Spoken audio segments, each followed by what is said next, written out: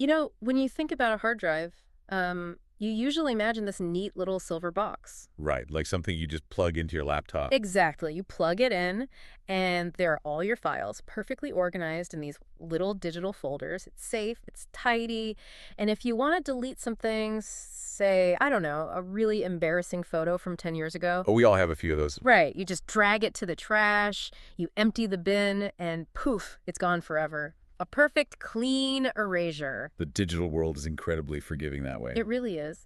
But then you look at the physical world, you look at a city, and suddenly that hard drive isn't digital anymore. It's made of brick and concrete and asphalt. Yeah, you can't just drag a building to the trash. Exactly. When a city experiences a massive trauma, something huge and devastating, you can't just hit delete on that history. So today we are taking a deep dive into how cities act as physical hard drives for our collective memory. And we're specifically focusing on post-World War II Germany for this. Right. We'll be pulling from this brilliantly detailed academic paper by Sabine Jaccaud. It's titled Urban Memory in Germany. It's a fascinating paper. It really is. And it looks at two incredibly powerful cultural touchstones from the Cold War era. First, Christa Wolf's 1976 East German novel Kindheitsmuster, which is a model childhood. Yes. And second, Wim Wenders' iconic 1987 West German film Der Himmel über Berlin. Most English audiences probably know that one as Wings of Desire. Right, right. And I think it's important to set the stakes here early on, because this isn't just, a dry discussion about architectural theory or firm critique. No, not at all. It is an exploration of this fundamental human need to physically anchor our memories. It highlights the intense and honestly sometimes catastrophic danger of trying to erase a traumatic past. Because the physical world is stubborn, right? Exactly. It holds on to things. When you try to bury history, it doesn't just disappear, it ferments. And eventually it claws its way back to the surface. So to understand this, we really have to look at the architectural battleground of the post-war era. I mean, the world was traumatized. Cities were just leveled. Just absolute rubble. Right. So city planners looking at a heavily bombed city like Dresden, for example, were essentially faced with two options for rebuilding the urban space. Okay, the first option being remembrance, right? Meaning they either painstakingly replicate what had been destroyed brick by brick. Which is incredibly difficult. Right. Or they intentionally leave the ruins standing, like those burnt-out churches and shattered facades right in the middle of the city as this permanent, visible reminder of the destruction. Yeah, exactly. But the alternative to that was deletion. Just complete intentional erasure of memory. Which feels so drastic. It does. But this was the path championed by high modernism. The ideology here was to create a total fresh start. Planners used these massive slabs of concrete, steel, and glass to build tower blocks that were just completely stripped of any historical associations. So they wanted a clean break. Yes, a post-traumatic desire for a clean break. They found their formal roots in the pre-war Bauhaus movement. That was a design school that heavily prioritized extreme functionalism. They deliberately stripped away any historical ornamentation or, classical flourishes. Got it. They believed that by removing the architectural markers of the past, they could actually remove the psychological baggage of the war. Okay, let's unpack this, because I totally understand the psychological impulse there. Like, if your house burns down, you don't necessarily want to pitch a tent in the charred remains. Right. You want to move on. You want a fresh start. But looking at it on a citywide scale, this high modernist approach sounds less like healing and more like a massive organ transplant. Oh, that's interesting. Like you take this brand new lab-grown tissue, these giant concrete and glass blocks, and you're just sewing it into the historic body of the city, basically just hoping the host organism doesn't reject it. It sounds like modernism was trying to clear the browser history of a city to hide a virus. That is a remarkably accurate way to visualize it. And the truth is, the host body often did reject it. It did. Yeah. The modernists argued that a blank slate would free society. But by the 60s and 70s, urban critics, people like Jane Jacobs and Louis Mumford, started analyzing these detached modernist constructions. And what did they find? They found that stripping away the historical context was actually fueling rampant urban decay. Wait, let me push back on that for a second. But isn't a fresh start healthier for a society after a massive trauma like World War II? I mean, why wallow in the ruins? How does brand new, perfectly functional architecture actually cause urban decay? It's a fair question. If the plumbing works and the roof doesn't leak, shouldn't the neighborhood thrive? You would think so. Hmm. But it fails because human beings do not operate strictly on physical utility. Architecture had lost its connection to its context. Ah, I see. For a building to hold value in a community and for a city to actually function socially, a mooring in history must be established. People need to feel like they are part of a continuum. Right, a sense of belonging. Exactly. And this realization birthed the postmodern view of architecture, which was championed by figures like Aldo Rossi. Rossi completely rejected that modernist blank slate idea. He viewed the city as a palimpsest. Oh, the palimpsest. Those were those old parchment manuscripts from the Middle Ages, right? Yes. Where a scribe would scrape off the original text to write something new, but because the ink had soaked into the animal skin, you could still see the faint, ghostly traces of the old words bleeding through underneath the new ones. That's exactly it. And Rossi argued that a functional city actually requires that layering of traces from various ages. The past must remain readable through the new development. That makes a lot of sense. He even quoted Victor Hugo, who beautifully described the city as being sculpted by time. A city isn't just a machine for living, like the modernists wanted. It is a repository of memory. Yeah. And Berlin, perhaps more than any other place on Earth, stands out as the ultimate example of a city where history has violently inscribed this rapid, chaotic succession of traces. So if we zoom in from that macro world of architectural theory, down to the micro, the intensely personal experience of an individual navigating those traces, that brings us to Christa Wolf. Yes, moving from the theory to the street level. Exactly. In her novel Kindheitsmuster, we follow this protagonist named Nellie. In July of 1971, Nellie takes a trip back to the town of her childhood. But she faces this massive physical and geopolitical complication. Because the borders have completely shifted over her. Right. Nellie refers to her childhood home as L, now G. It used to be the German town of Landsberg. She grew up there. But after the borders were redrawn following World War II, it became the Polish town of Gorzów Wielkopolski. So the town literally changed nationalities. Yes. She is walking down the exact same streets where she learned to ride a bike, but the street signs are in a different language, and the people speak a different tongue. She is a foreigner in her own hometown. And what fascinates me about the source text analysis here is how Nellie's memory is triggered, because she's trying to untangle her personal history from the really dark history of Nazi Germany. Right. And she finds that the unaltered physical elements of the town, like the actual bricks of the schoolhouse, the layout of the playground, those things are incredibly potent. Much more than you'd expect. Yeah. The source argues that physical space is actually far more effective at triggering repressed memories than conventional historical records. Like, why are physical bricks and streets better at triggering memory than actual photos or newspapers from the era? Well, the mechanism behind that is profoundly physiological. Think about how you interact with a photograph. It is fundamentally static, it's bounded by a physical frame, and you're holding it in the present moment. So there's a barrier. Exactly. That frame gives you a safe, objective distance. You are a spectator looking at the past. But when Nellie stands in the physical location where an event occurred, that safe distance just collapses. The immersion is total. Spatial memory forces the brain to map past experiences directly onto the body in the present. It's muscle memory taking over. Right, because she's physically there. Yes. The tangible presence of the street corners forces her to physically occupy the same space she did as a child during the Nazi years. It strips away her defenses and forces her to confront those suppressed patterns of behavior. Because her body is doing the remembering, not just her conscious mind. That sounds like a really painful psychological excavation. It's agonizing. Wolf explores how difficult it is to reach any kind of fluency or acceptance on this matter. She highlights this brutal idea that it is unbearable to think the tiny word I in connection with the word Auschwitz. Man, confronting the past in the first person is just, that's the crux of the trauma. It really is. It's one thing to acknowledge that your country committed atrocities. It is an entirely different, shattering experience to trace your own childhood footsteps along the streets where those atrocities were normalized. And there's a generational gap here, too, right? Wolf introduces Nellie's daughter, Lenka, who goes on the trip with her. Yes.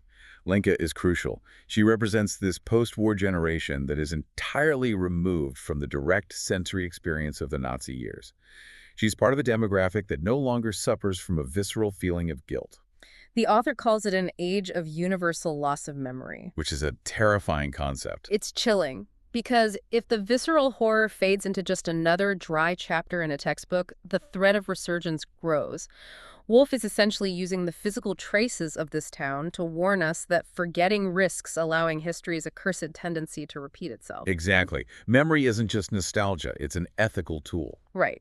So Christa Wolf's protagonist shows us what happens when a town changes its borders. Wow. But if we turn to our second source, Wim Wenders' film Der Himmel über Berlin, we're looking at a much more violent physical problem. Yes, Berlin. What happens to collective memory when a city isn't just renamed, but is violently split in two?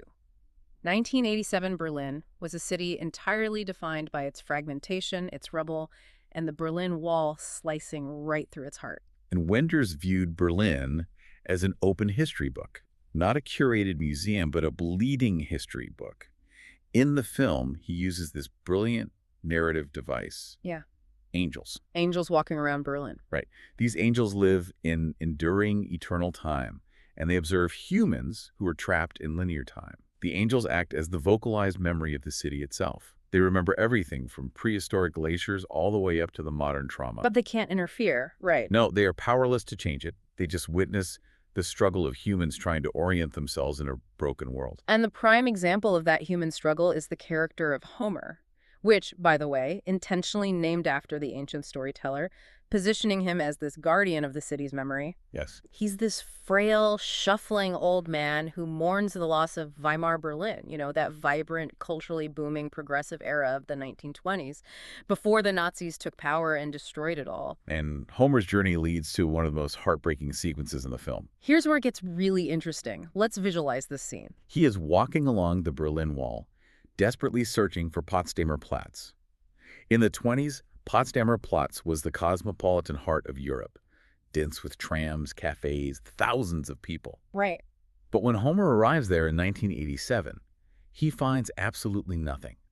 It is a massive, empty, weed-filled no man's land next to the wall. It's like a city-scale version of phantom limb syndrome. Oh, that's a brilliant way to phrase it. Like his internal GPS is desperately trying to route him through a city that has been wiped off the map.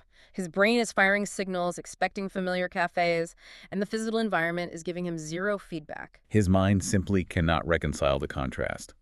He's lost the architectural reference points that anchored his mental cityscape. And Wenders intentionally focuses his camera on these cracks and gaps to show the lingering traces of history. Why focus on the empty spaces, though? Because Wenders held this profound belief that the human mind can actually grasp broken things better than things that are whole and perfect. When the city is too polished, memory just slips right off the slick surface. The cracks are where the memory catches. Which makes this bizarre contrast Wenders includes so brilliant. While Homer is wandering this very real, very painful wasteland, Wenders cuts to an American TV film crew. Right, the movie set. Yeah, they're shooting a World War II movie right there in Berlin. They're using a real surviving bunker on Goebenstrasse as a set, but they flooded it with actors in immaculate 1940s clothes driving vintage cars. It's so surreal. It's like this glossy pastiche, Hollywood historical cosplay happening right next to genuine trauma. And that juxtaposition is a razor-sharp critique. Wenders was a key figure in the New German Cinema movement. They explicitly rejected the commercial sheen and comforting narrative resolutions of Hollywood. They wanted authenticity. Yes. They were searching for a gritty representational vocabulary to deal with their nation's trauma. In that scene, Wenders is unpacking the contrast between American mass-mediatized nostalgia, which packages history as entertainment, and genuine memory. Because Hollywood puts a filter on it, it creates a comfortable distance so you can eat popcorn while you watch the trauma. Exactly. It makes it safe. Wenders suggests that the city's past is actually most powerfully present where it is visibly absent. In the cracks, the wild, empty lots. The source text calls it the eloquence of absence. Right? Yes, beautifully put by Sabine Jaccaud. Authentic memory lives in the silence of an empty field where a building used to be, not in a fake Hollywood set. But, okay, there is a major chronological shift we need to address here because Wenders captured Berlin in '87. But the source text brings us up to 1995, post-reunification. The wall has fallen. The divided city is now aggressively rebuilding. So what happens to the memory in those cracks when the cracks are paved over? It's a huge shift. Unified Berlin is undergoing intense building activity, cranes everywhere. Planners are frantically trying to integrate historical landmarks into a new, cohesive capital. So what does this all mean? The author of the paper uses the word normalization to describe this building boom, and they use it like it's a threat. But I'll play devil's advocate. Isn't rebuilding a good thing? Why is filling a weed-choked lot dangerous? It's a delicate balance. The danger lies in what normalization actually implies. It carries this heavy connotation of neutralization. Neutralization, okay. Think back to Wenders and that eloquence of absence.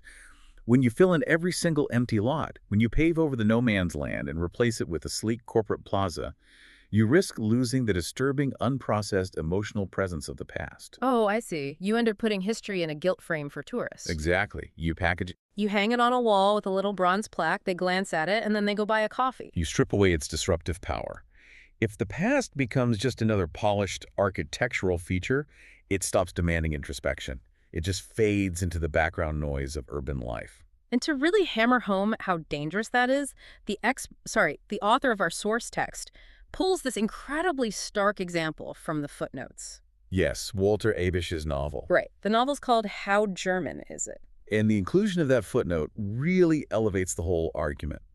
Abisch's novel features this fictional post-war town called Brumholdstein, and it is designed to be the absolute epitome of the economic miracle. Shiny, new, prosperous, totally normalized. But it has a massive secret. A grotesque secret. The entire new shiny town was secretly built directly over the site of a former concentration camp called Durst. Yes, the planners tried to veil its existence completely, burying the trauma under fresh concrete. But eventually, the physical truth breaks through the strategy of denial. Quite literally. Right. The main street of this prosperous town literally caves in. The asphalt collapses to reveal the mass grave beneath the pristine sidewalks. It is the ultimate consequence of repressing history. The underground traces violently shatter that polished surface. It's a gruesome reminder that you cannot erase history by pouring new concrete. Attempting to bury a traumatic past doesn't eliminate the trauma. It just guarantees that the eventual collapse will be catastrophic. Wow. It brings us right back to the beginning of our deep dive.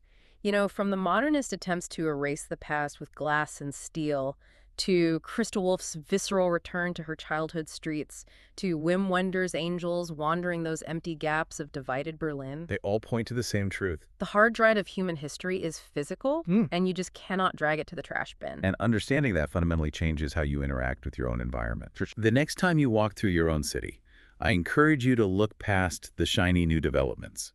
Look for the unusual breaks in the architecture, the odd empty lots, the sudden shift in the color of the brickwork, the architectural scars. Because they aren't just empty space or municipal errors. No, they are the vocalized memory of your city.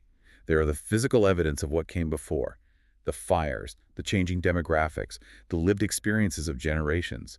They are the palimpsest bleeding through. Which leaves us with a pretty provocative final thought to ponder. We talked about how you can't just drag a city's trauma to the digital trash bin, but as our modern cities rapidly develop, we are trying our absolute hardest to hit that empty trash button. We really are. So if a city's most authentic memory is housed in its scars and its eloquent absences, what happens to our collective memory when every single vacant lot is gentrified, normalized, and paved over? When the physical hard drive is wiped totally clean, are we actually building a better future? Or are we just making it dangerously easy to forget?